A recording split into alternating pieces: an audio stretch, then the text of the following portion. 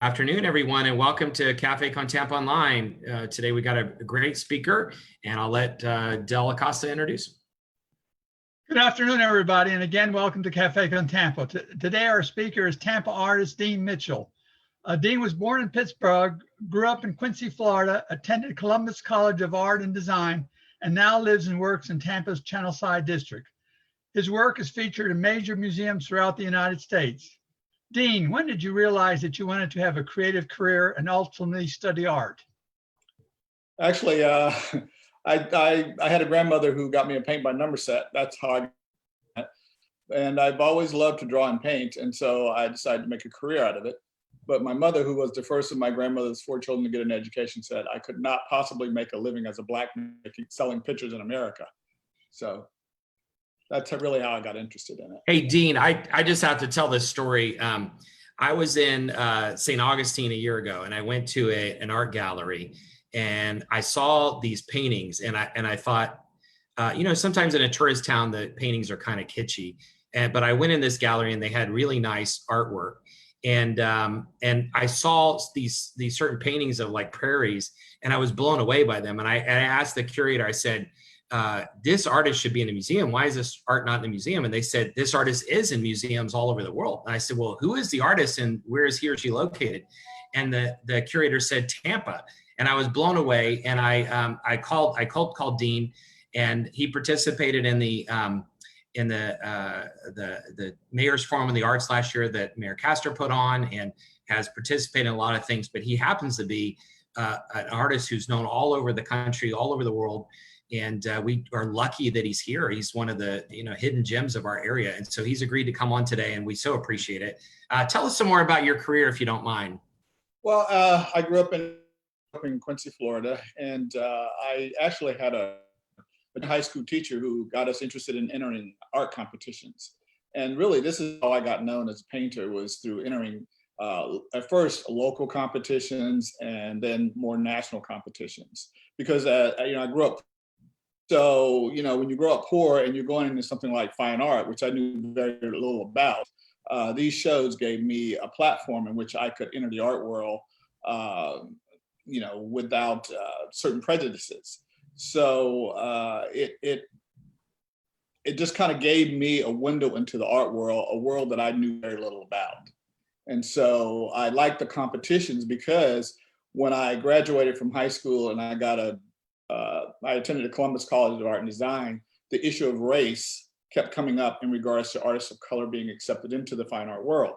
And so I devised a little avenue of entering competitions and entering where people did not know I was a person of color. And I began to win so many awards that magazines came knocking. And that's really how I got my platform in the art world.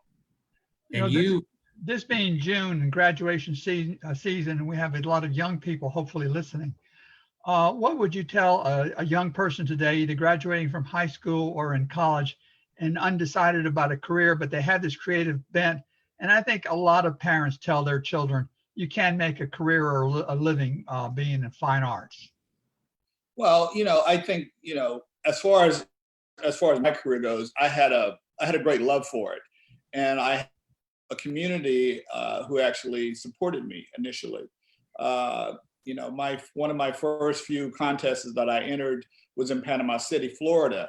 And this is how I really got gallery representation. I entered a show in Panama City, Florida, and I won a prize, and I went down to pick it up, and come to find out I was the first African-American to ever enter their show. And this lady there, her name was Joanne Dickerson. She thought I was very talented, very gifted. So she took it upon herself to take me around and try to find me a gallery. And at that time, no one wanted me in their gallery because I was a person of color. They were. How old were you at the time? I was probably 18, 19 years old. And so she took me up and down the Panhandle, and I did wind up getting a gallery eventually. On Beck Avenue, he was a Hungarian immigrant who had just moved up from Miami. He had opened his gallery up. But my first show in Panama City was held at the Safari Lounge, which was a bar on a Black couple. And we put easels up, and we sold work that way. But believe it or not, because I entered that one show, I got gallery representation later And my first show, there were already about a few blocks of people lined up by paintings from who was selling for like $20, $25. And this also helped me go to college. It helped pay for my art supplies and my rent and things like that. You had paintings that you sold for $25 back then. I want one of those. Yeah. You know what's really funny about that, Bill, is that when I was charging certain money, like $25, $50, people still thought it was too much. And and even now, people still say certain things about the prices and so forth. And I've had a lot of young artists to ask me about how you go about pricing your work, and that's a whole nother conversation. But yeah, and I want to, go ahead. if we have time, I want to get to the business of the art by the end. And just to make an ad for Café con Tampa real fast, we provide this service for free so that we can share information widely. So please hit the share button if you're watching this right now, or even if you're watching it later, so your friends and family can see this and learn about, you know, Dean's stories and the other stories that we have. And also, if you have a question, post it underneath the feed or to the right. Dean, can you tell us your, you have a website and then you also have a gallery so that anybody who's listening in can look at your artwork, and tell us the story about your gallery and how you named it. Well, there's a gallery in my hometown of Quincy, Florida. It's named after my grandmother. It's called the Marie Brooks Gallery. It's on Jefferson Street in Quincy. And the way that came about was because my grandmother was the one who got me interested in art. And Quincy, Florida is still a little small town in the Panhandle that is struggling a lot with poverty and lack of jobs and things like this. And I realized that they were also trying to bring back the square. They were trying to create a art destination in North Florida. And when I found out about this, I decided to purchase a small building and start a gallery there. But I wanted it named after her. And just so happened the building that I have is right across the street from the Five and Dime store that my grandmother got me to paint by number set. But it is also right around the corner from where my maternal grandfather died in a jail cell because they picked him up off of the street thinking he was drunk, and he was actually having a heart attack. He had a massive heart attack in the jail cell, and he died. And my grandmother got a small insurance policy from the city, I think, and they gave her some money. She bought a small block house on Clark Street where I was raised. So it was really to honor her. But you know, the gallery has been a struggle. I have not gotten the support that I thought I would have gotten being from Quincy. And so it's been somewhat of a struggle for me to get it off the ground. I have had people who came in when I first opened it from different parts of the country who supported it somewhat. But I had hoped that the local people there who could easily afford my work would back me. But that was not the case. I found there was some resistance to my doing it there.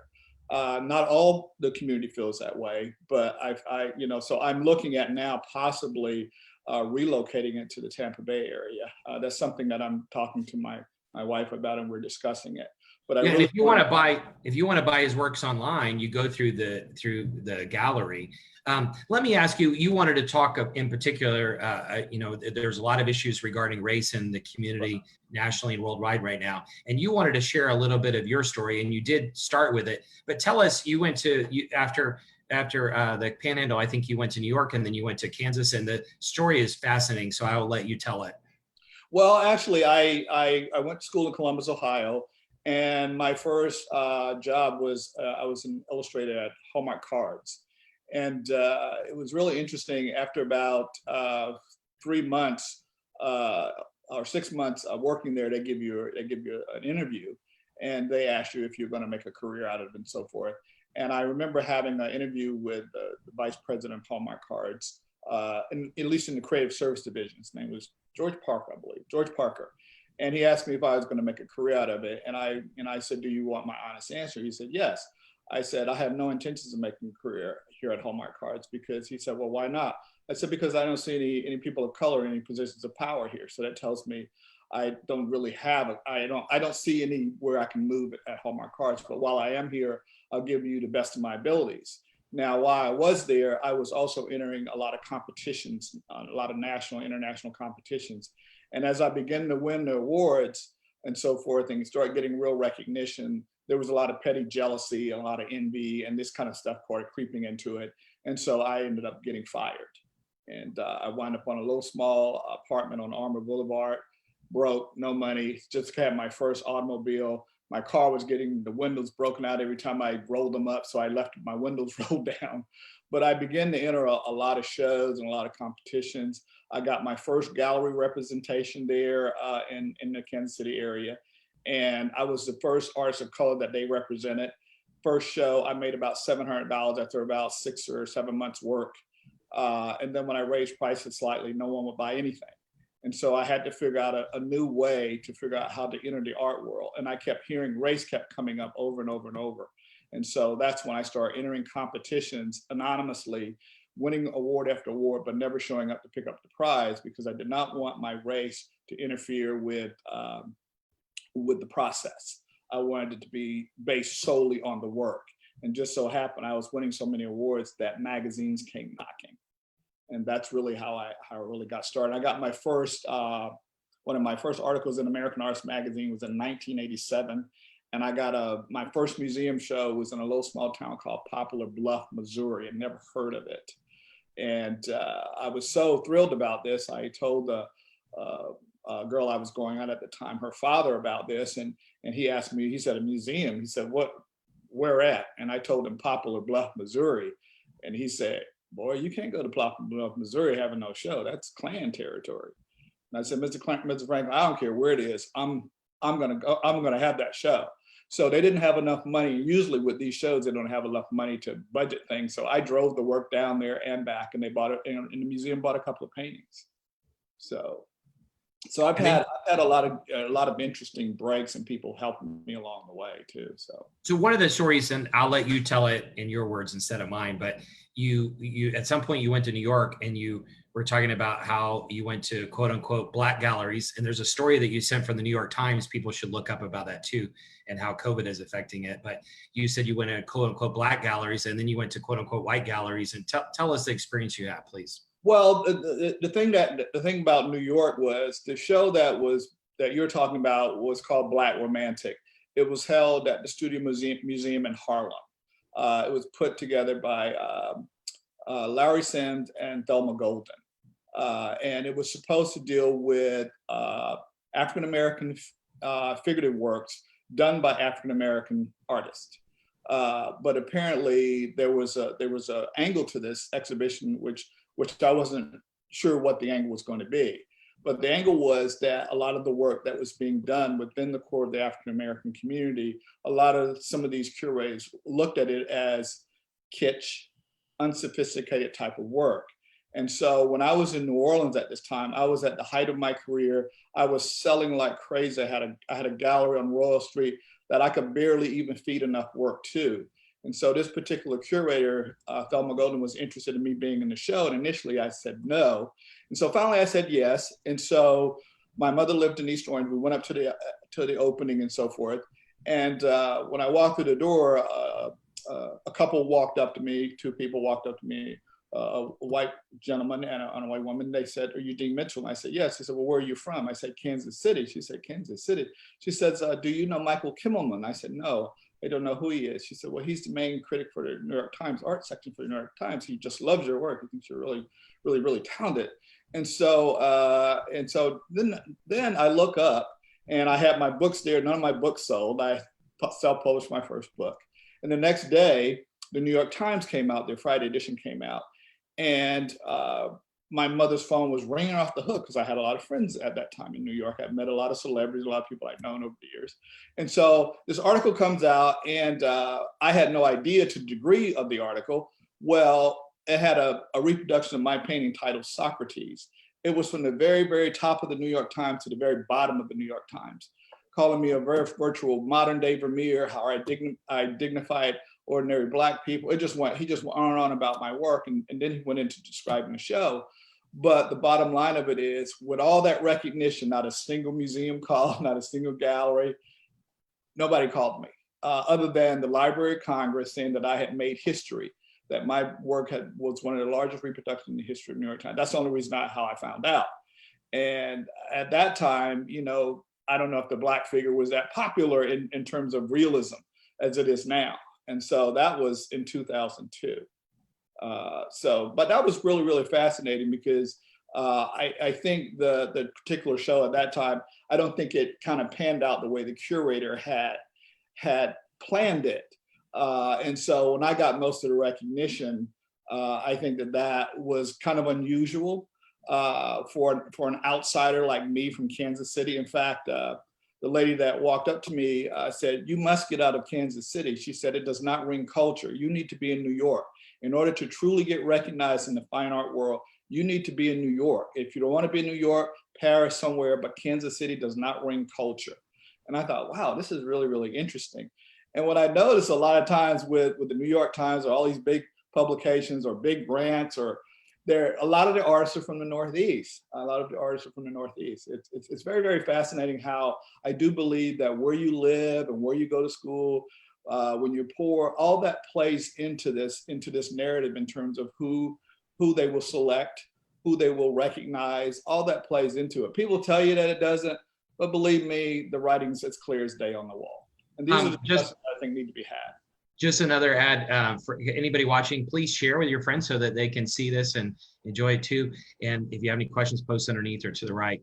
Dean, forgive me if I'm wrong, but I think you talked about how there were certain stereotypes for Black artists and white artists, and you didn't exactly fit either one. Is that, do I remember that correctly? Yeah, that probably is true, because I remember getting with a publisher, and it was really kind of confusing, because I think there is a certain genre or a certain style that people refer to as Black art, and I had some Black people saying, "You paint white," and I was really kind of confused by all this.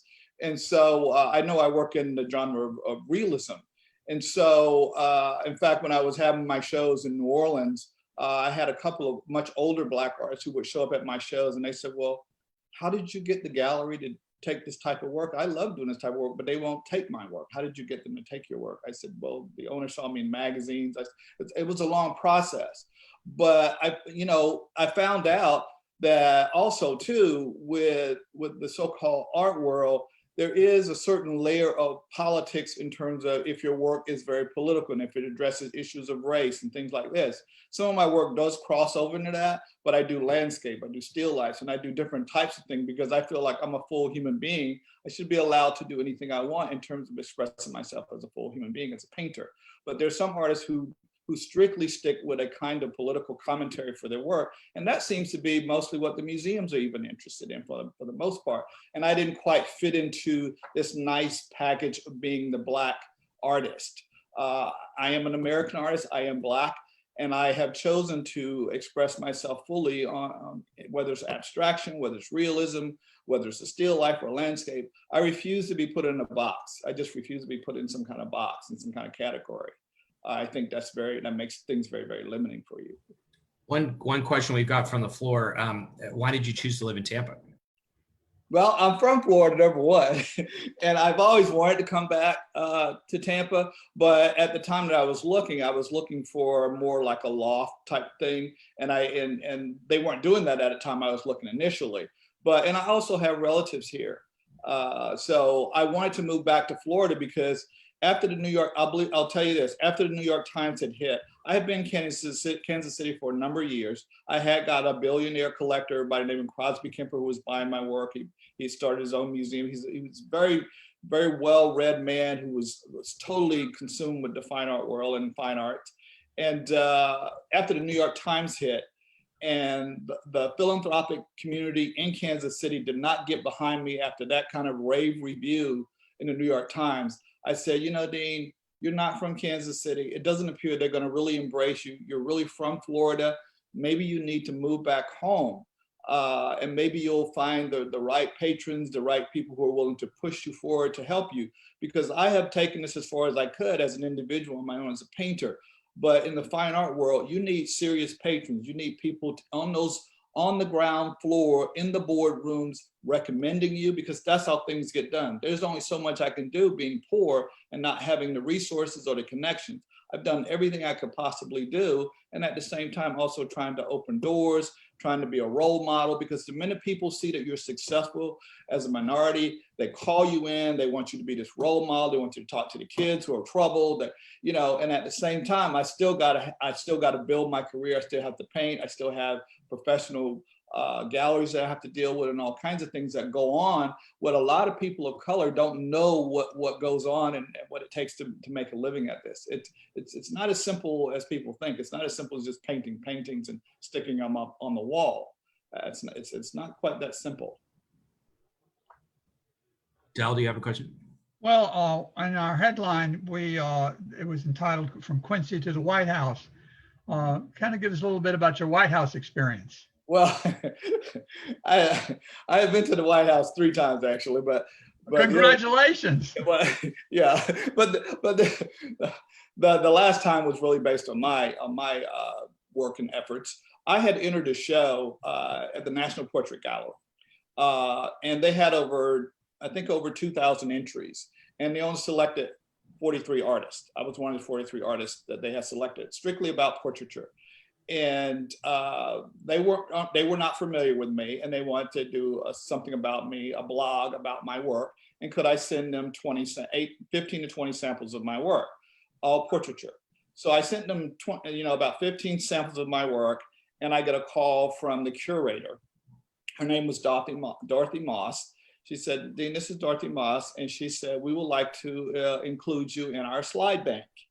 And I said, "Ms. Moss, though I appreciated it, I do not want to be in the National Gallery's portraits slide bank, because that's about doing commissioned portraits of prominent citizens and this kind of thing." And I really wasn't into that. I was into the more marginalized people. My work has always tilted around those who didn't have a voice in American culture, and that's what has been the largest body of my work. So I don't really do commission work. And so I think she was a little taken aback. And so the next day I get another call from her. She said, "Dean, this is Miss Moss." I said, "Yes." And she said, "Before you say anything, I want you to know I have the head curator for painting and sculpture, and I also have the director of the museum on the line, and you're on speaker."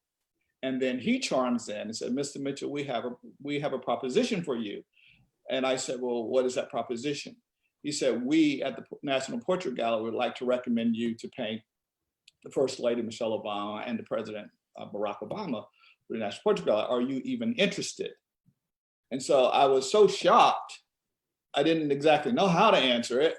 And at the same time, I knew if my wife got a wind of this, she'd have my head on a chopping plate if I said no. And so, and I was so overwhelmed by that, I said, "Well, yes, I'm certainly interested in it." And so they arranged for me to meet the president and the first lady, and along with a curator, and we talked about it and so forth. And that was really the highlight of my life. You got to understand, this is a kid who grew up in Quincy, Florida, whose grandmother had a 4th grade education, and here I was in the White House talking to the first African American president about painting his portrait. I mean, are you kidding me? From the New York Times. This has been unprecedented for me. And so I couldn't tell anybody at the time because it was on the hush hush. And so now that they picked Kehinde Wiley, the portrait's done and all that, I feel like I need to tell children who are growing up like me, who are poor, there is hope. That's a story that needs to be told over and over again. That's the American idea. So, I wish I had gotten it. I didn't. But the bottom line of it is just the fact that they thought enough of me and had never heard of me, and that they thought enough to put me in front of him. So, and I know I had a long conversation with the Obamas, and they both were talking about how my work, they had not seen an artist who painted people of color with such sensitivity, with such humanity. They were just on and on about the work, and that's what they were drawn to. But they noticed that I painted a lot of elderly people and things like that. So the conversation was very good, very lovely people. And so hopefully our paths will cross again, and maybe I will actually get him to sit for me. Who knows? Hey, Dean, tell us. Sit for me if I did it. Yes. Dean, sorry to cut you off. Sometimes there's a lag here, but you and I were trading messages the other day. You know a lot of who's who as celebrities. Can you give us 30 seconds on that? I mean, again, coming from poverty to knowing a who's who of the world, it's really fascinating who you know. Well, the way that really happened was we did a small mini documentary back in the early 90s. I believe it was in 93. And there was another artist named Thomas Blackshear, who's well known in the African-American community for doing stamps and all kinds of things. Well, the Grinch Workshop was a publisher who got this little documentary film thing done. And so we couldn't get it on the air. Tom and I had half an hour each. Even with our credentials, PBS would not take it. PBS would not take it. So one of the producers knew Billy D. Williams and said, let me call Billy D. and see if Billy will host it. And when a celebrity got involved, PBS picked it up right away. And so it aired in New York so many times, over and over and over. New York Times did an article, New York Post. And so after it aired, I got a call from a couple who was a very, very famous couple. I won't mention their names, but anyway, I got a call from them, and they were so moved by my story, and they said, we called a Studio Hall and Museum, we call Maya, we call Oprah, they called all these people, and she said, nobody's ever heard of you. How could you be on PBS with Billy D. Williams, and nobody has ever heard of you that I know who would be interested in fine art? And I said, well, that's because I'm in mainstream. She said, excuse me? I said, I'm in mainstream. Black people know very little about me. I said, I wasn't able to get an article in Ebony magazine. I wrote them. I have all my rejection letters from Ebony, and Essence never replied. So I could never get in any publications. Most of the publications that I could get into were fine art publications, and most of those fine art publications, Black people didn't even read them. And so why would they know of me? And so, but they were moved by a particular painting in the show because they did a party for me at their home in New York. And this is how I got introduced to a lot of celebrities. This is how I met Maya and a bunch of other people. And that spiraled into something else where I went to the White House. And all these other things just sort of emerged, and I started meeting all kinds of people because they did a party in white at their estate in Connecticut. And I began to meet a lot of people. So, but they were not into fine art in terms of collecting at that time. That just wasn't their thing. And they would say, well, there's a painting that we're interested in, and it was a painting of a Black woman. I knew exactly the painting. I said, well, someone bought it. She said, who? I said, someone in New York who saw the same program you saw. And she said, well, were they a person of color? How much was the painting? And this was in 1993. I said, it was $30,000. She said, $30,000? She said, someone bought it here in New York? Were they Black? And I said, absolutely not. I've never sold anything to anybody Black for $30,000. She said, but this was a painting of a Black woman. I said, yes, it was. She said, oh, white people? I said, they have been buying my work for years, the Black people. And I said, I do have some Blacks who have bought my work out of New Orleans. I had a prominent African-American surgeon from Houston who was snapping up every portrait I could possibly paint. He was buying a lot of them. So race, what I realized about fine art is that just because people have a lot of money doesn't necessarily mean that they're interested in fine art. The fine art world is new to a lot of people of color. Their money's new to them. And so there's a whole nother conversation with this in terms of getting African-American people to collect. Now this has been, you know what I'm saying, this was in 1993. So so things have certainly changed some on the collecting playing field. Let me ask you a question. When you spoke at the Mayor's Forum of the Arts, you talked about the business of the arts. And you know, a lot of people think that art is something that's nice to have, but you're really running a major business. I'm sure you won't tell us the numbers, but if anybody looks at your website, your paintings aren't cheap, and you paint a lot per year. Can you just, for anybody watching who's interested in the arts or wants to learn about the arts, or somebody who's an aspiring artist, can you just tell us for a minute or so about the business of the arts and how you approach it? Well, first of all, as far as you got to understand, I grew up very poor, so this was not something that I knew a lot about. I had to feel my way through this because race was a big part of the conversation throughout my career. Race was a big part of the conversation, from getting publishers to publish a book on your work and all kinds of things. I published my first book at the age of 40, which is about 23 years ago. I published my first book because I could not get a publisher to publish it because they said a book by a Black artist wouldn't sell. So I published my own book. And at that time, I was with a gallery in New Orleans. My sales were okay. But once the book came out, my sales tripled. My sales tripled because of the book. And I realized the power of the press. I realized the power that critics have. I realized the power of putting something together and telling your story, telling your narrative. now people had a window into my world and why I painted what I wanted to paint and all these different things. All these things are layered together when you're trying to get known as an artist. And so I took the bull by the horn. Instead of waiting for somebody to acknowledge me and to anoint me in some ways, I said, that's not going to happen for somebody poor like me coming from the South. You have got to take hold of your career and build it. And so in some ways I've hand built it, but at the same time, I also realized that I had to sell the work. And at the time that I was entering shows, I entered so many shows because I was making a living off of those shows. When I couldn't sell my paintings, I was winning sometime between $30,000 and $40,000 a year from just winning prize money. I've won over 600 awards. And so those prize monies helped put me in front of the right people who had the interest. Because as I said before, if you're not knowledgeable about what you're buying and you see the price, certainly you're going to question it. Well, why is this so much? And why is that? But then when you show people your credentials, who've collected your work, how many museums you're in, all of that plays into building your collector base.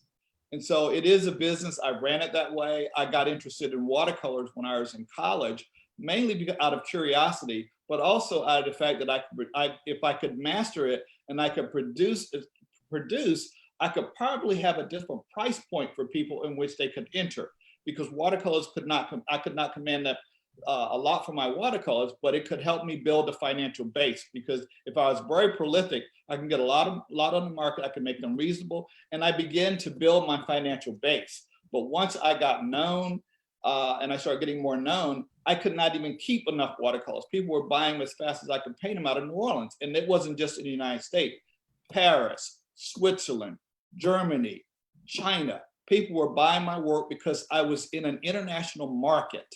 I learned the difference between being in a gallery in Kansas City and being in a gallery in New Orleans. New Orleans is an international city. I learned from being in a gallery in Jackson Hole versus being in one in Quincy, Florida. Who's coming to Quincy, Florida?